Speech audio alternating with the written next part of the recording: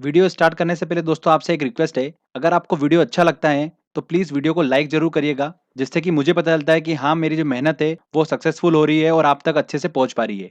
तो देखिए, वीडियो को हम स्टार्ट करते हैं। फिज़िक्स में हमने जो लेक्चर कंप्लीट कर लिए हैं, वो मैं आपको बता देता हूँ।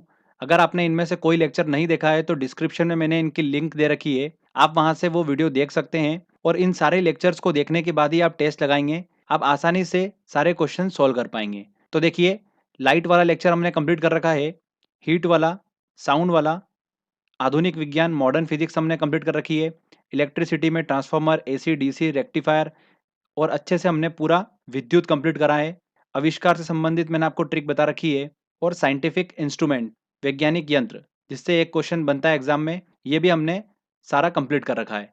तो फ्रेंड्स, ये सारे वीडियो मोस्ट इंपॉर्टेंट है। अब देखिए, अगर साइंस से 10 क्वेश्चन एग्जाम में पूछे जा रहे हैं, ठीक है? तो फिजिक्स से पूछे जाएँगे 3 क्वेश्चन, बायो से पूछे जाएँगे 5 क्वेश्चन और केमिस्ट्री से 2 क्वेश्चन। अब देखिए, जो फिजिक्स से 3 क्वेश्चन पूछे जाते हैं, उसमें 1 क्वेश्चन पूछा जाता है लाइट से, 1 क्वेश्चन पूछा जाएगा आविष्कार और वैज्ञानिक यंत्र से, बिल्कुल पक्का है।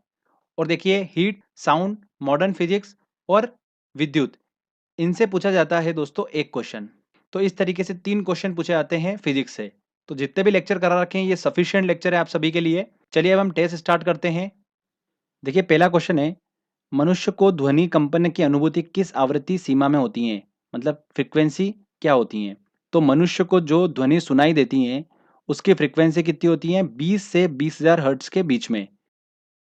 हिंदी मीडियम वालों का सबसे बड़ा डर है अंग्रेजी। मेरा भी था। जहां भी जाओ सारी किताब। इस फ्रीक्वेंसी वाली ध्वनि को ही मनुष्य सुन सकता है। ओके, तो आंसर डी सही होगा। काले वस्त्रों के मुकाबले श्वेत वस्त्र शीतल क्यों होते हैं? मतलब सफेद कपड़े ठंडे क्यों होते हैं? क्यों होते हैं कि सफेद कपड़ों पे जो प्रकाश पहुंचता है, रिफ्लेक्ट कर देता है उसको, तो उनके पास जो भी प्रकाश पहुंचता है उसे वे परावर्तित कर देते हैं, रिफ्लेक्ट कर देते हैं। तो बी आंसर सही होगा। निम्नलिखित में से कौन सर्वोत्तम विद्युत चालक है? देखिए, सर्वोत्तम विद्युत चालक गुड कंडक्टर है। कौन है सबसे अच्छा विद्युत का? चांदी होती है सबसे अच्छी विद्युत की चालक। परमाणु के नाभिक में होते हैं, परमाणु के नाभिक में क्या होते हैं? प्रोटॉन और न्यूट्रॉन होते हैं और इसकी बाहरी कक्षा में क्या घूमता है? इलेक्ट्रॉन घूमता है। तो ध्यान रखिएगा, परमाणु के नाभिक में क्या होते हैं? प्रोटॉन और न्यूट्रॉन होते हैं और जो प्रोटॉन की संख्या होती है वही उसकी परमाणु संख्या होती है। तो ये ध्यान रखना, बेसिक है, पता होना चाहिए हमको। पायरोमीटर किसके मापन में प्रयोग किया जाता है? काफ़ी इंपॉर्टेंट क्वेश्चन है, एग्जाम में काफ़ी बार पूछा गया क्वेश्चन है ये, एसएससी में भी पूछा गया है 2 से 3 बार। तो ये यूज़ किया जाता है उच्च ताप के लिए। तो सी आंसर सही होगा। प्रकाश वर्ष का मात्रक है। देखिए, प्रकाश वर्ष किसका मात्रक है? दूरी का मात्रक है। दो तारों के बीच की दूरी कितनी है? तो वो प्रकाश वर्ष में बताई जाती है, तो दूरी का मात्रक है। ओके, नेक्स्ट क्वेश्चन लेते हैं। एक तालाब के तल पर रखा हुआ एक पत्थर उच्च बिंदु पर रखा हुआ प्रतीत होता है, मतलब थोड़ा सा ऊपर उठाई देता है। ऐसा किसके कारण होता है? तो देखिए, प्रकाश वाले लेक्चर में मैंने आपको बताया था कि जब प्रकाश एक माध्यम से दूसरे माध्यम में जाता है, तो ये उसका अभिलंब है, तो वो अभिलंब की ओर झुक जाता है। ऐसा क्या होता है? प्रकाश का अपवर्तन कहलाता है। क्या कहलाता है? प्रकाश का अपवर्तन, रिफ्रैक्शन कहलाता है। तो जब भी एग्जाम में ऐसा क्वेश्चन आता है कि कोई ऑब्जेक्ट है, वो उसकी वास्तविक पोजीशन से थोड़ा सा ऊपर उठाई देता है, इस तरीके से कुछ भी क्वेश्चन आता है, तो फ्रेंड उसका आप आंसर लगाएंगे प्रकाश का अपवर्तन। ध्यान रखिएगा, प्रकाश का अपवर्तन उसका सही आंसर होगा, रिफ्रैक्शन। तो डी आंसर सही होगा। प्रत्यावर्ती धारा को दिष्ट धारा में किसके द्वारा बदला जाता है? एसी करंट को डीसी में किसके द्वारा बदला जाता है? रेक्टिफायर के द्वारा। बहुत से लोग गलत करके आते हैं, ट्रांसफार्मर क्लिक कर देते हैं। ट्रांसफार्मर का काम ये नहीं होता है। ट्रांसफार्मर का काम क्या होता है? ये क्या करता है? एसी वोल्टेज को बढ़ाने घटाने का काम करता है, स्टेप अप स्टेप डाउन करने का काम करता है ट्रांसफार्मर। जबकि एसी को डीसी में कन्वर्ट करने का काम कौन करता है? रेक्टिफायर करता है। तो आंसर क्या होगा? बी आंसर बिल्कुल सही होगा। एक भारी नाभिक के हल्के नाभिक में टूटने की प्रक्रिया को क्या कहते हैं? नाभिकीय विखंडन कहते हैं। अगला क्वेश्चन लेते हैं। वायु में ध्वनि की चाल 332 मीटर पर सेकंड होती है। यदि दाब बढ़ाकर दुगना कर दिया जाए तो ध्वनि की चाल होगी। देखिए, ध्वनि की जो चाल होती है वो दाब पे डिपेंड नहीं करती है। तो दाब चाहे बढ़ा लो, दुगना कर लो, तिगुना कर लो, ध्वनि की चाल वही की वही रहेगी। तो आंसर क्या होगा? 332 मीटर पर सेकंड। क्रिकेट की गेंद को किस कोण से मारा जाना चाहिए ताकि वह अधिकतम दूरी तक जा सके? तो किस डिग्री पे मारना चाहिए?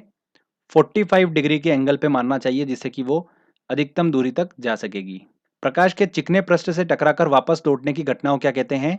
प्रकाश का परावर्तन कहते हैं, रिफ्लेक्शन कहते हैं। वायु की आर्द्रता को मापने के लिए कौन सा यंत्र प्रयोग में लाया जाता है? तो हाइग्रोमीटर यूज किया जाता है। काफी इंपॉर्टेंट क्वेश्चन है और एग्जाम में काफी बार पूछा गया है। हाइड्रोजन बम आधारित होता है, तो हाइड्रोजन बम जो है वो नाभिकीय संलयन पे आधारित होता है। देखिए, दो क्वेश्चन बहुत कंफ्यूज करेंगे आपको, हाइड्रोजन बम और परमाणु बम। हाइड्रोजन बम जो है वो नाभिकीय संलयन प्रक्रिया पर आधारित होता है और परमाणु बम जो होता है वो नाभिकीय विखंडन पर आधारित होता है। तो इन दोनों पे कंफ्यूज मत होइएगा, बार बार एग्जाम में पूछा जाता है ये क्वेश्चन। ध्वनि की तीव्रता मापने की इकाई है, तो डेसिबल है। अगला क्वेश्चन लेते हैं। सूर्य की ऊर्जा उत्पन्न होती है नाभिकीय संलयन द्वारा। ये हम काफी बार डिस्कस कर चुके हैं। गुरुत्वाकर्षण का सिद्धांत किसने दिया है? तो गुरुत्वाकर्षण का सिद्धांत दिया है आइजैक न्यूटन ने। निकट दृष्टि दोष से पीड़ित व्यक्ति के चश्मे में प्रयोग किया जाता है, क्या यूज किया जाता है? अवतल लेंस यूज किया जाता है। आप मेरा प्रकाश वाला लेक्चर देख सकते हो, उसमें मैंने आपको ट्रिक के माध्यम से बता रखा है, आप आसानी से सॉल्व कर पाएंगे। ट्रांसफार्मर प्रयुक्त होते हैं, तो ट्रांसफार्मर का काम क्या होता है? देखिए, एसी वोल्टेज को बढ़ाने घटाने का काम करते हैं, स्टेप अप स्टेप डाउन। तो एसी वोल्टेज का उच्चाई और अपचाई करने के लिए सी आंसर सही होगा। वर्षा की बूंदों की गोलाकार आकृति का कारण है, क्या है? सरफेस टेंशन, पृष्ठ तनाव। दूरबीन का आविष्कार किया था, किसने करा था? गैलीलियो ने दूरबीन का आविष्कार करा था। चलिए अगला क्वेश्चन देखते हैं। निम्न में से किस एक में ध्वनि की चाल सबसे तेज होती है? तो देखिए, मैं आपको बता चुका हूँ, ध्वनि की जो चाल होती है वो ठोस में सबसे ज़्यादा होती है, फिर उसके बाद द्रव में, और सबसे कम होती है गैस में। तो देखिए, वायु, जल, लकड़ी और निर्वात। निर्वात में तो ध्वनि ट्रेवल करती ही नहीं है। लकड़ी जो है वो ठोस है, सबसे तेज जो चाल होगी ध्वनि की वो होगी लकड़ी में। तो सी आंसर सही होगा। हमें वास्तविक सूर्योदय से कुछ मिनट पूर्व ही सूर्य दिखाई देने का कारण है। तो सूर्य देखिए अपनी वास्तविक पोजीशन से थोड़ा सा हट के दिखाई देता है, और ये होता है प्रकाश के अपवर्तन के कारण। बता चुका हूं आपको मैं, रिफ्रैक्शन के कारण। ओके। कार्य का मात्रक है, कार्य का मात्रक क्या है? जूल कार्य का मात्रक है, ये एक अदिश राशि है, स्केलर क्वांटिटी है, ठीक है। इसका मात्रक क्या है? न्यूटन। बिजली के बल्ब का फिलामेंट किस चीज का बना होता है? तो वो बना होता है टंगस्टन का। प्रेशर कुकर में खाना जल्दी पकता है क्योंकि? देखिए, प्रेशर कुकर में क्या होता है, प्रेशर बढ़ता है, तो उससे जो वाटर होता है उसका बॉइलिंग पॉइंट जो होता है वो क्या होता है, बढ़ जाता है, क्वथनांक जो होता है वो बढ़ जाता है। इस वजह से प्रेशर कुकर में खाना जो है वो जल्दी पकता है।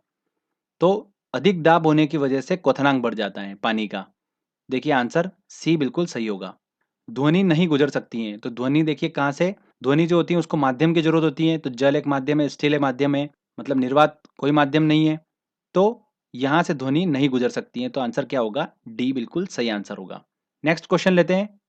एक कटा हुआ हीरा क्यों जगमगाता है? काफी अच्छा क्वेश्चन है। तो हमने पढ़ा था प्रकाश वाले लेक्चर में, पूर्ण आंतरिक परावर्तन क्या होता है? कि जब डेंसर मीडियम से रेरर मीडियम में कोई किरण आती है, तो उसका अगर आपतन कोण का मान, इंसिडेंट एंगल का मान क्रिटिकल एंगल के मान के बराबर या उससे ज़्यादा हो जाता है, तो वो किरण क्या होती है, उसी माध्यम में वापस लौट जाती हैं। तो ये क्या कहलाता है? प्रकाश का पूर्ण आंतरिक परावर्तन कहलाता है। तो अब देखिए, हीरे में क्या होता है, हीरे का जो क्रिटिकल एंगल का मान जो होता है ना वो बहुत कम होता है, लगभग 24 डिग्री होता है समथिंग। ओके। तो जब प्रकाश की किरण हीरे में प्रवेश करती है, तो चूंकि इसे क्रिटिकल एंगल का मान बहुत कम है, तो बार बार अंदर क्या होती हैं, वो रिफ्लेक्ट होती रहती हैं, परावर्तित होती रहती हैं।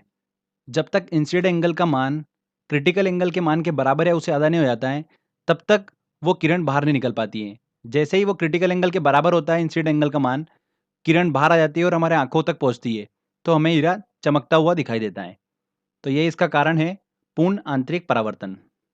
तो आंसर क्या होगा? सी सही आंसर होगा। देखिए अगला क्वेश्चन, डायनेमो एक मशीन है जिसका काम है, तो ये मैं आपको ट्रिक से बता चुका हूँ पहले भी। तो देखिए मैंने क्या बताया था कि डायनेमो में पीछे का हमको लेना है दो वर्ड, एम और ओ। तो ओ को हमने बनाया था ई, तो एम से ई मतलब मैकेनिकल एनर्जी को इलेक्ट्रिक एनर्जी में कन्वर्ट करने का काम करता है डायनेमो। तो मैकेनिकल एनर्जी मतलब यांत्रिक ऊर्जा, इलेक्ट्रिक एनर्जी मतलब विद्युत ऊर्जा, तो यांत्रिक ऊर्जा को विद्युत ऊर्जा में परिवर्तन करने का काम करता है डायनेमो। डी आंसर सही होगा।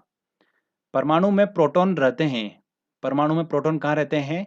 उसके नाभिक में रहते हैं, तो नाभिक के भीतर रहते हैं। ए आंसर सही होगा। ध्वनि तरंगे सर्वाधिक तीव्र गति करती हैं, काय में करती है? ठोसों में करती है।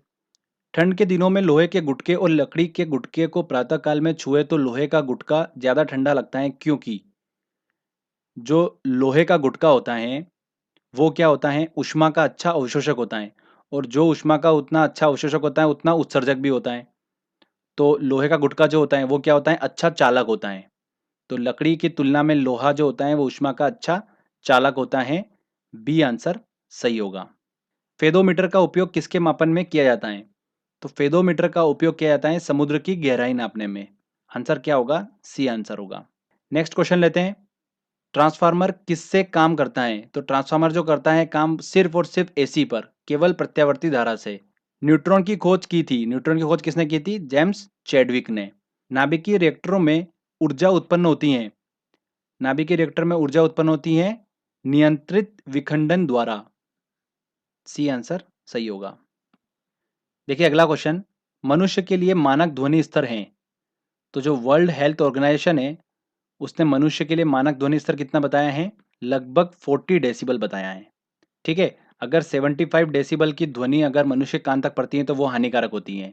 90 डेसिबल में तो मनुष्य जो है वो बहरा हो जाता है, और अगर इससे ऊपर जाती है तो इंसान पागल भी हो जाता है। तो कंडीशन के हिसाब से देखिए 40 के आसपास कौन सा ऑप्शन दिख रहा है? 60, मतलब डी आंसर सही होगा। इलेक्ट्रिक करंट का यूनिट निम्न में से कौन सा है? तो एम्पियर है। देखिए अगला क्वेश्चन काफी इंटरेस्टिंग क्वेश्चन है और एग्जाम में काफी पूछा जाता है ये क्वेश्चन। भिन्न भिन्न द्रव्यमानों के दो पत्थरों को एक भवन के शिखर से एक साथ गिराया जाता है, तो छोटा पत्थर पहले पहुंचेगा कि बड़ा पत्थर पहले पहुंचेगा कि दोनों पत्थर एक साथ जमीन पहुंचेंगे? ऐसा क्वेश्चन पूछा जाता है। तो इसके पीछे सिंपल सा लॉजिक है। देखिए देखिए गति के समीकरण हमको पता ही होता है, जब गुरुत्व के अधीन गति करता है तो देखिए वी स्क्वायर इक्वल टू क्या होता है? You square plus 2gh। आप सभी को पता ही होगा वी जो है ये क्या अंतिम वेग है, यू जो है वो प्रारंभिक वेग है। तो चूंकि दोनों को हमने एक साथ छोड़ा तो प्रारंभिक वेग तो क्या है उसका? जीरो है। तो वी स्क्वायर इक्वल टू क्या हो गया? 2gh हो गया। यू स्क्वायर की वैल्यू जीरो हो गई। अब देखिए अंतिम वेग जो है वी, और हाइट दोनों की सेम ही है, तो जो वी है वो किस पे डिपेंड कर रहा है? जी पे डिपेंड कर रहा है, ना कि द्रव्यमान पे डिपेंड कर रहा है। अब वो चाहे भिन्न भिन्न द्रव्यमान के दो पत्थर फेंको चाहे एक समान द्रव्यमान के फेंको, द्रव्यमान पे वो डिपेंड नहीं कर रहे हैं, तो दोनों पत्थर जमीन पर एक साथ पहुंचेंगे। तो आंसर क्या होगा? सी आंसर सही होगा। तो काफी अच्छा क्वेश्चन है ये। नेक्स्ट क्वेश्चन लेते हैं। पानी में डुबोई गई एक छड़ी किस संवृत्ति के कारण मुड़ी हुई प्रतीत होती है? तो देखिए पानी में डूबी हुई छड़ जो है वो हल्की सी मुड़ी हुई प्रतीत होती है प्रकाश के अपवर्तन के कारण। तो आंसर क्या होगा? C answer. निम्न में अस्थायी कण है, तो न्यूट्रॉन जो है वो एक अस्थायी कण है। डॉपलर प्रभाव संबंधित है किससे? ध्वनि से संबंधित है डॉपलर प्रभाव। एक दांत चिकित्सक द्वारा रोगी के दांतों की जांच के लिए प्रयुक्त होने वाला दर्पण है, कौन सा है? अवतल दर्पण। निम्नलिखित में से कौन सी ऊष्मा की इकाई नहीं है? कैलोरी, किलो जूल, ये सब जो है ये ऊष्मा की इकाई है। वॉट ऊष्मा की इकाई नहीं है। तो डी आंसर सही होगा। दूरदृष्टि निवारण के लिए काम में लेते हैं, कौन सा लेंस लेते हैं? उत्तल लेंस लेते हैं। निकट दृष्टि दोष के लिए कौन सा लेते हैं? अवतल लेंस लेते हैं, और दूरदृष्टि दोष के लिए उत्तल लेंस लेते हैं। ये दोस्तों मैं आपको प्रकाश वाले लेक्चर में बता चुका हूं। नाभिकीय रिएक्टर और परमाणु बम में ये अंतर है कि देखिए नाभिकीय रिएक्टर में कोई श्रृंखला अभिक्रिया नहीं होती है। तो मैंने आपको बताया था देखिए मॉडर्न फिजिक्स वाले लेक्चर में कि नाभिकीय रिएक्टर में क्या होता है? श्रृंखला अभिक्रिया होती है, और वो भी नियंत्रित होती हैं। ठीक है, तो नाभिकीय रिएक्टर में श्रृंखला अभिक्रिया नियंत्रित होती हैं। तो बी आंसर बिल्कुल सही होगा। भूकंप की तीव्रता का मापन किया जाता है, रिक्टर पैमाने पर किया जाता है भूकंप की तीव्रता का मापन। और जो यंत्र यूज किया जाता है वो कौन सा है? सिस्मोग्राफ। खाना पकाने के बर्तनों के नीचे का बाहरी हिस्सा काला क्यों छोड़ा जाता है? इसलिए छोड़ा जाता है, जो काली सतह होती है वो कैसी होती हैं? ऊष्मा की अच्छी अवशोषक होती हैं। इसीलिए खाना पकाने के बर्तनों के नीचे बाहरी हिस्सा जो होते हैं वो काला छोड़ते हैं। तो आंसर क्या होगा? डी आंसर सही होगा। देखिए अगला, किसके कारण आकाश नीला दिखाई पड़ता है? अपवर्तन, परावर्तन, प्रकीर्णन, विक्षेपण। तो स्कैटरिंग, प्रकीर्णन के कारण आकाश नीला दिखाई पड़ता है। सूर्य से आने वाला जो प्रकाश है उसमें जो बैंगनी रंग है उसकी ऊर्जा सबसे ज्यादा होती है। तो ऊर्जा ज्यादा होगी तो जैसे वातावरण में पहुंचेगा वो, तो वातावरण में उपस्थित धूल मिट्टी कणों से टकराएगा और बार बार परावर्तित होगा। इस वजह से क्या होता है? आकाश नीला दिखाई देता है प्रकीर्णन के कारण। ठीक है, वायु शक्ति विंड पावर में ऊर्जा का कौन सा रूप विद्युत ऊर्जा में परिवर्तित होता है? तो देखिए विंड पावर में बहती हवा का यूज करते हैं, तो गतिज ऊर्जा जो होती है वो विद्युत ऊर्जा में परिवर्तित होती है। तो ए आंसर सही होगा। घरेलू विद्युत उपकरणों में प्रयुक्त सुरक्षा फ्यूज तार उस धातु से बनी होती हैं जिसका प्रतिरोध ज्यादा हो और गलनांक कम हो। ठीक है, गलनांक कम होगा तो क्या होगा, देखिए मैं आपको बताता हूँ। जैसे कि मान लें सर्किट है, यहाँ पर फ्यूज तार यूज कर रखा है, तो जैसे ही शॉर्ट सर्किट हुआ तो क्या होगा, करंट तेजी से फ्लो होगा। तो करंट तेजी से फ्लो होगा तो यहाँ पे जैसे करंट पहुंचेगा तो ये चूंकि इसका गलनांक कम है तो क्या होगा, ये तार जो होगा ये गल जाएगा और सर्किट ब्रेक हो जाएगा यहाँ पर। जिससे क्या होगा, जो अप्लायंसेज हैं घर में उनको कुछ भी नुकसान नहीं पहुंचेगा। तो जो फ्यूज तार होता है उसकी प्रॉपर्टी क्या होती है, प्रतिरोध जो होता है वो ज्यादा होता है, गलनांक कम होता है। तो आंसर क्या होता है, बी आंसर सही होगा। और अच्छा फ्यूज तार जो होता है वो काय का बना होता है, टीन का बना होता है। ठीक है, तो ये भी ध्यान रखिएगा। देखिए जब प्रकाश की किरण एक माध्यम से दूसरे माध्यम में जाती हैं तो इसकी आवृत्ति समान बनी रहती है, तरंगदैर्घ्य बदल जाती है। तो आंसर क्या होगा, बी आंसर सही होगा। पराश्रव्य तरंगे वे ध्वनि तरंगे हैं जिनकी आवृत्ति कितनी होती है, 20,000 हर्ट्ज से अधिक होती हैं। इन पराश्रव्य तरंगे को मनुष्य नहीं सुन सकता है, क्योंकि मनुष्य सुन सकता है 20 हर्ट्ज से लेकर 20,000 हर्ट्ज की आवृत्ति वाली ध्वनि तरंगे। तो पराश्रव्य तरंगे ध्वनि तरंगे हैं 20,000 हर्ट्ज से अधिक। वायुमंडलीय दाब को मापने में यंत्र का उपयोग किया जाता है, वो कौन सा है, बैरोमीटर। एसएससी का क्वेश्चन है अभी हाल ही का। नेक्स्ट क्वेश्चन लेते हैं। एक तालाब के किनारे एक मछुआरा मछली को भाले से मारने की कोशिश करता है, उसे निशाना कैसे लगाना चाहिए? तो देखिए ये तालाब है, ठीक है, यहाँ पर मछली है। तो जब वो तालाब में देखता है तो मछली की जो पोजीशन है वो उसे हल्की सी ऊपर यहाँ पर दिखाई देती है। ये प्रकाश के अपवर्तन के कारण होता है। तो उसको जहाँ मछली दिखाई दे रही है उससे नीचे उसको निशाना लगाना होगा। तो सी आंसर सही होगा। परमाणु बम का सिद्धांत आधारित है किस पे, नाभिकीय विखंडन पर। निम्नलिखित में कौन सा ऊष्मा का सर्वोत्तम चालक है? तो देखिए जल भी ऊष्मा का चालक है, पर वो पूछ रहा है सर्वोत्तम चालक कौन सा है, तो पारा सबसे ज्यादा ऊष्मा का चालक होता है। तो बी आंसर सही होगा। अगला क्वेश्चन लेते हैं। एक श्वेत और चिकनी सतह कैसी होती हैं? तो जो श्वेत सतह होती हैं, सफेद सरफेस, वो कैसी होती हैं, ताप की खराब अवशोषक होती हैं और अच्छी परावर्तक होती हैं। तो सी आंसर सही है। एक ट्रेन जैसे ही चलना आरंभ करती है उसमें बैठे हुए यात्री का सिर पीछे की ओर झुक जाता है, ऐसा कारण है, इसका कारण है क्या है, स्थिरता का जड़त्व। प्रकाश के विद्युत चुंबकीय स्वरूप की खोज किसने की थी? तो प्रकाश के विद्युत चुंबकीय स्वरूप की खोज किसने करी है, मैक्सवेल ने। फाउंटेन पेन के आविष्कारक कौन थे? तो वाटरमैन फाउंटेन पेन के आविष्कारक थे। निम्नलिखित में से कौन सी सदिश राशि है? तो सदिश राशि क्या होती है कि वह भौतिक राशि जिनमें परिणाम और दिशा दोनों ही हो उसे ही हम बोलते हैं सदिश राशि। ओके। और विस्थापन जो होता है वो क्या होता है, किसी वस्तु द्वारा एक निश्चित दिशा में चली गई दूरी विस्थापन कहलाती है। तो यहाँ पर क्या है, डायरेक्शन है, तो ये क्या है, सदिश राशि हुई। सी आंसर सही होगा। और कौन कौन सी सदिश राशि होती है, देखिए संवेग होता है, बल होता है, त्वरण, ये सब सदिश राशि होती है। सूर्योदय और सूर्यास्त के समय आसमान में लाल रंग किसके कारण होता है? वो होता है स्कैटरिंग, प्रकीर्णन के कारण होता है। देखिए पृथ्वी और सूर्य के बीच में सूर्योदय और सूर्यास्त के समय जो डिस्टेंस होती है वो ज्यादा होती है, और उस समय जो प्रकाश आता है उसमें लाल रंग का जो प्रकाश है उसकी तरंगदैर्घ्य चूंकि ज्यादा होती है तो वो ही पृथ्वी तक पहुंच पाता है। कम तरंगदैर्घ्य वाला जो प्रकाश है, बैंगनी रंग हुआ, ये कम तरंगदैर्घ्य वाले प्रकाश हैं, तो ये क्या होते हैं, पृथ्वी तक नहीं पहुंच पाते हैं। तो लाल रंग का जो प्रकाश होता है वो पृथ्वी तक पहुंच पाता है, जो कि वातावरण में उपस्थित धूल मिट्टी कणों से टकराता है और परावर्तित हो जाता है, जिस वजह से क्या होता है, हमें आसमान लाल रंग का दिखाई देता है। तो प्रकीर्णन के कारण होता है वो, स्कैटरिंग के कारण। समझ में आया आपको? क्वेश्चन देते हैं। टेलीविजन का आविष्कार किसने किया?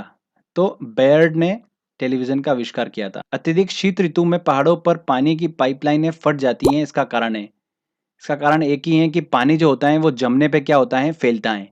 इस वजह से शीत ऋतु में पहाड़ों पर पानी की पाइप जो होते हैं वो फट जाते हैं। सी आंसर सही होगा।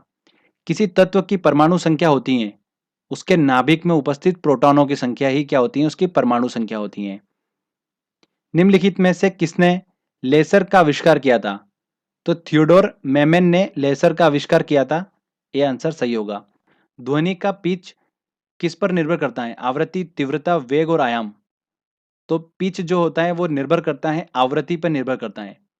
आवृत्ति ज्यादा होगी, पिच ज्यादा होगा, आवाज उतनी ही तीक्ष्ण होगी। अगला देखिए, वाहनों के अग्रदीपों में किस प्रकार के दर्पण का प्रयोग किया जाता है? तो परवलयी दर्पण का प्रयोग किया जाता है वाहनों के अग्रदीपों में। नेक्स्ट क्वेश्चन लेते हैं। पेनिसिलिन के आविष्कारक कौन थे? अलेक्जेंडर फ्लेमिंग, आप सभी को पता ही है। गर्मी के दिनों के दौरान मिट्टी के बर्तनों में रखा पानी ठंडा हो जाता है निम्न प्रक्रिया के कारण। किस कारण से होता है? वाष्पीकरण के कारण होता है। कैसे? देखिए, मिट्टी का बर्तन होता है, ठीक है, जब इसमें पानी भरा जाता है तो यहाँ पर देखिए इसकी सरफेस पे छोटे छोटे असंख्य क्या होते हैं, छिद्र होते हैं। इसमें से पानी जो रिस करके आ जाता है इसकी बाहरी सरफेस पे आ जाता है। ये जो रिसा हुआ पानी जो होता है यहाँ से वेपराइज हो जाता है, वाष्पीकृत हो जाता है। तो जैसे वाष्पीकृत होता है तो जो बाहर की सरफेस है उसको क्या करता है, ठंडा कर देता है। तो वाष्पीकरण के कारण ऐसा होता है, ठीक है, कि मिट्टी के बर्तन में रखा पानी ठंडा होता है। विद्युत ऊर्जा को यांत्रिक में बदलने की युक्ति है? तो देखिए, विद्युत ऊर्जा को यांत्रिक में बदलने की युक्ति है विद्युत मोटर। सी आंसर सही होगा। नेक्स्ट क्वेश्चन लेते हैं। यदि किसी प्रतिरोध तार को लंबा किया जाए तो उसका प्रतिरोध, तो प्रतिरोध जो होता है रेजिस्टेंस समानुपाती होता है तार की लंबाई के। तो तार की लंबाई अगर बढ़ाई जाएगी तो प्रतिरोध क्या होगा, बढ़ेगा। तो आंसर क्या होगा, ए सही होगा। एनीमोमीटर से निम्नलिखित में से किसका मापन किया जाता है? तो पवन वेग का मापन किया जाता है एनीमोमीटर से। काफी अच्छा क्वेश्चन है। सबसे कम तरंगदैर्घ्य वाला प्रकाश होता है? तो देखिए, सबसे ज्यादा तरंगदैर्घ्य होती है लाल रंग की, सबसे कम किसकी होती है, बैंगनी रंग की। तो ध्यान रखिएगा। नेक्स्ट क्वेश्चन लेते हैं। राष्ट्रीय विज्ञान दिवस मनाया जाता है, कब मनाया जाता है? 28 फरवरी को मनाया जाता है राष्ट्रीय विज्ञान दिवस। फोटोन किसकी मूलभूत यूनिट है? तो प्रकाश की यूनिट है। चालक का विद्युत प्रतिरोध किससे स्वतंत्र होता है? तो देखिए, जो प्रतिरोध होता है, रेजिस्टेंस होता है, वो दाब से स्वतंत्र होता है। तापमान, अनुप्रस्थ परिच्छेद क्षेत्र, लंबाई, इन सब पे डिपेंड करता है। दाब से क्या होता है, वो स्वतंत्र होता है प्रेशर से। तो आंसर क्या होगा, बी आंसर सही होगा। अगला क्वेश्चन लेते हैं। निम्नलिखित में से किसने एक्स किरणों का आविष्कार किया था? तो किसने करा था, रॉन्टजन ने। अब देखिए अगला क्वेश्चन। निम्नलिखित में से किसमें उच्चतम ऊर्जा होती है? किसमें होगी? जिसकी तरंगदैर्घ्य सबसे कम होगी उसकी ऊर्जा ज्यादा होगी। तो देखिए, बेजानी हपीनाला हमारा ट्रिक था। तो बे से बैंगनी, बैंगनी की सबसे ज्यादा ऊर्जा होगी। तो ऑप्शन में है नहीं बैंगनी। उसके बाद जामुनिया, जामुनिया भी नहीं है। तो बेजानी, उसके बाद आता है नीला। तो नीला ऑप्शन में है, तो आंसर क्या लगेगा, नीला लगेगा। सिटी स्कैन करने में प्रयोग में लाई जाती हैं, क्या लाई जाती हैं? एक्स किरण का यूज किया जाता है सिटी स्कैन करने में। दूरबीन का आविष्कार किया था, किसने किया था? गैलीलियो ने करा था दूरबीन का आविष्कार। मायोपिया से क्या तात्पर्य है? मायोपिया से तात्पर्य है निकट दृष्टि दोष, मतलब बी आंसर। ऑप्टिकल फाइबर जिस सिद्धांत पर काम करता है वह है? तो ऑप्टिकल फाइबर काम करता है पूर्ण आंतरिक परावर्तन पर, टोटल इंटरनल रिफ्लेक्शन। अगला क्वेश्चन लेते हैं। रॉन्टजेन ने आविष्कार किया था, किसका किया था? एक्सरे मशीन का आविष्कार किया था रॉन्टजेन ने। तरनताल वास्तविक गहराई से कम गहरा दिखाई देता है, इसका कारण है, इसका कारण है अपवर्तन। 1 नैनोमीटर होता है, देखिए 1 नैनोमीटर बराबर होता है 10⁹ मीटर होता है। पर ये क्या पूछ रहा है, ऑप्शन में सेंटीमीटर पूछ रहा है। तो मीटर को सेंटीमीटर में कन्वर्ट करेंगे तो 100 का मल्टीप्लाई कर देंगे, ठीक है। तो देखिए क्या हो गया, 10⁻⁻7 सेंटीमीटर। तो 1 नैनोमीटर बराबर 10⁻⁻7 सेंटीमीटर होता है, ठीक है। तो आंसर क्या होगा, बी आंसर सही होगा। मरीचिका का बनना उदाहरण है, तो ये प्रकाश वाले लेक्चर में मैंने आपको अच्छे से एक्सप्लेन करा था इसको। किसका उदाहरण है? पूर्ण आंतरिक परावर्तन का। प्रकाश वोल्टीय सेल होते हैं, प्रकाश वोल्टीय सेल क्या होते हैं? सौर सेल होते हैं जो कि प्रकाश ऊर्जा को विद्युत ऊर्जा में परिवर्तित करते हैं। थ्योरी ऑफ रिलेटिविटी, सापेक्ष गति, किसने दिया है? आइंस्टीन ने दिया है। देखिए अगला क्वेश्चन काफी इंपॉर्टेंट है। किस ताप पे पानी का घनत्व अधिकतम होता है? तो देखिए, जैसे जैसे बर्फ को पिघलाते हैं तो बर्फ का आयतन कम होता जाता है और 4 डिग्री सेल्सियस तक इसका आयतन जो होता है वो आता आते सबसे कम हो जाता है। 4 डिग्री सेल्सियस के बाद इसका आयतन बढ़ने लग जाता है। तो 4 डिग्री सेल्सियस पे इसका आयतन सबसे कम होगा, तो घनत्व जो होगा वो सबसे ज्यादा होगा। आयतन सबसे कम होगा 4 डिग्री सेल्सियस पे और घनत्व सबसे ज्यादा होगा। तो क्या पूछ रहा है वो, घनत्व सबसे अधिकतम होता है 4 डिग्री सेल्सियस पे। भूकंप की तीव्रता किससे मापी जाती है? सिस्मोग्राफ से मापी जाती है भूकंप की तीव्रता। अगला है, नाभिकीय रिएक्टर में भारी जल D2O का प्रयोग किस रूप में किया जाता है? मैंने आपको बताया था नाभिकीय रिएक्टर में भारी जल का उपयोग किया जाता है मंदक के रूप में न्यूट्रॉनों की गति को कंट्रोल करने के लिए। तो आंसर क्या होगा? ए सही आंसर होगा। नेक्स्ट क्वेश्चन लेते हैं। एक हॉर्स पावर कितने वॉट के बराबर होता है? तो 746 वॉट के बराबर होता है। प्रकाश का रंग निर्धारित होता है किससे होता है? उसके तरंगदैर्घ्य से उसका रंग निर्धारित होता है। एक स्वतंत्र रूप से लटका हुआ चुंबक सदैव ठहरता है उत्तर दक्षिण दिशा में ठहरता है। आंसर क्या होगा? C answer. देखिए अगला क्वेश्चन, पृथ्वी एक बहुत बड़ा चुंबक है, इसका चुंबकीय क्षेत्र किस दिशा में विस्तृत है? तो दक्षिण से उत्तर की ओर चुंबकीय क्षेत्र विस्तृत है। तो आंसर क्या होगा? D answer. पराश्रव्य ध्वनि तरंगे का उपयोग किया जाता है। तो पराश्रव्य ध्वनि तरंगों का उपयोग किया जाता है सोनोग्राफी में। जो गर्भावस्था में शिशु के स्वास्थ्य के बारे में जानकारी प्राप्त की जाती है, सोनोग्राफी में पराश्रव्य ध्वनि तरंगों का उपयोग किया जाता है।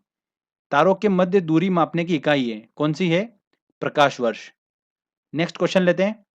वायु में प्रकाश की गति होती है, कितनी होती है? 3 × 10⁸ मीटर पर सेकेंड। ये आंसर बिल्कुल सही होगा। तो देखिए दोस्तों, यहाँ पर हमारे 100 क्वेश्चन कंप्लीट हो गए हैं। मोस्ट इंपॉर्टेंट क्वेश्चंस हैं ये। अगर आप ये क्वेश्चंस अगर करके एग्जाम में जाते हैं तो मैक्सिमम चांस है कि